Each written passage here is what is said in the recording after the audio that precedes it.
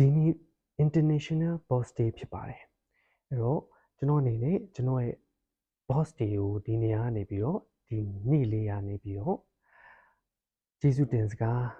ရင်ထဲကနေလိုက်လဲပြောချင်ပါတယ်အထူးသဖြင့်ကျွန်တော်ရဲ့ပထမဦးဆုံးအလုပ်ဖြစ်တဲ့လူချင်းမင်း cell phone villa ကကိုရီမာရီ Boss Day ကိုဒီနေရာကနေကျေးဇူးအများကြီးတင်ပါတယ်လို့ပြောချင်ပါတယ်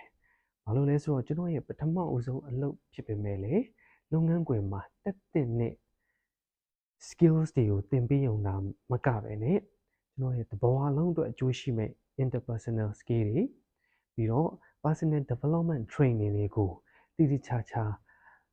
အချိန်တွေပြီးငွေကြေးတွေကုန်ကျခံပြီးတော့ပေးထားပေးတဲ့အတွက်ကြောင့်မလို့ဒီနေ့ကျွန်တော်ဆိုတာဖြစ်လာတာပါအဲဒီအတွက်ကျွန်တော်ရဲ့လူချင်းမင်း cell phone villa boss အကိုတို့ကိုမတို့ကိုအများကြီးကျေးဇူးတင်ပါတယ်လို့ဒီနေ့ကနေပြီးတော့ရှင်တဲကနေလိုက်ပြောချင်ပါတယ်ပြီးတော့ကျွန်တော်အခုလက်ရှိအလုပ်လုပ်နေတဲ့ Medical Health and Beauty Store ရဲ့ CEO ကိုကျွန်တော်ဒီနေ့ကနေပြီးတော့ကျေးဇူးတင်ပါတယ်ဒီနေ့ကနေတကယ်လေးစားချစ်ခင်စွာဖြင့်ကျေးဇူးတင်ပါတယ်လို့ပြောချင်ပါတယ်ဒီ CEO အနေနဲ့ CEO တယောက်မှာထားတဲ့လုပ်ငန်းခွင်ဆိုင်ရာ attitude တွေပြီးတော့ personality တွေကိုဘယ်လိုမျိုးထားနေထိုင်ရမလဲဘယ်လို attitude မျိုးရှိတဲ့လဲဆိုတာအပြင်ကို strategic visionary thinking တွေကိုပါအနည်းကကျွန်တော်ကိုသင်ပြပေးတယ်အနည်းကလေးလာခွင့်ရတဲ့အတွက်လေကျွန်တော်ဒီနေရာကနေအများကြီးကိုလေးစားချစ်ခင်ပြီးတော့ကျေးဇူးတင်ပါတယ်လို့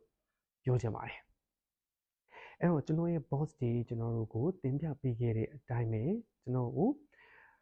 တွင်တင်ဆုံးမခဲ့တဲ့အတိုင်းပဲလုပ်ငန်းခွင်ဆိုင်ရာမှာဒီ positive culture မျိုးဖြစ်အောင်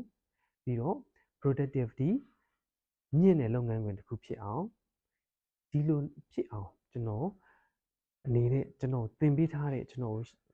guide လုပ်ထားတဲ့အတိုင်းပဲကျွန်တော်ဆက်လက်သွားပါမယ်လို့ကျွန်တော်ဒီနေ့ကနေကတိပြုပါတယ်ပြီးတော့ကျွန်တော်အနေနဲ့ဒီ boss day စီကနေကျွန်တော်တန်ဖိုးမဖြတ်နိုင်တဲ့အရာလေးကတော့လာစာသို့မဟုတ်ဝင်ငွေဆိုတာအလုပ်တစ်ခုခုလုပ်နေရင်တော့ချိန်တန်ရမှာပါပဲဒါပေမဲ့ကိုဆောင်ရွက်နေတဲ့လုပ်ငန်းခွင်ဒါမှမဟုတ်ကိုပိုင်လုပ်ငန်းတစ်ခုမှာကိုယ့်ရဲ့ team member တွေကိုငွေကြီးလာစာထက်ပိုပြီးတန်ဖိုးရှိတဲ့သိပညာတွေသူတို့ရဲ့ interpersonal skill တွေ personal development တွေကိုတည်တည်ချာချာသင်ပြဆုံးမလမ်းညွှန်ပေးခြင်းသာလျှင်ငွေကြီးထက်ပိုပြီးတန်ဖိုးဖြတ်လို့မရတဲ့အကြောင်းအရာတွေကျွန်တော်ရှိမဲ့လုပ်ငန်းခွင်တိုင်းမှာလဲဒီလိုမျိုးကောင်းမွန်တဲ့လုပ်ငန်းခွင်လေးလူမှုပတ်ဝန်းကျင်အတိုင်းအဝိုင်းလေးဖြစ်အောင်ကျွန်တော်ကြိုးစားသွားပါမယ်လို့ဒီနေ့ကနေ boss တွေကိုကျေးဇူးတင်စကားပြောရင်းနဲ့ကတိကဝတ်ပြုပါတယ်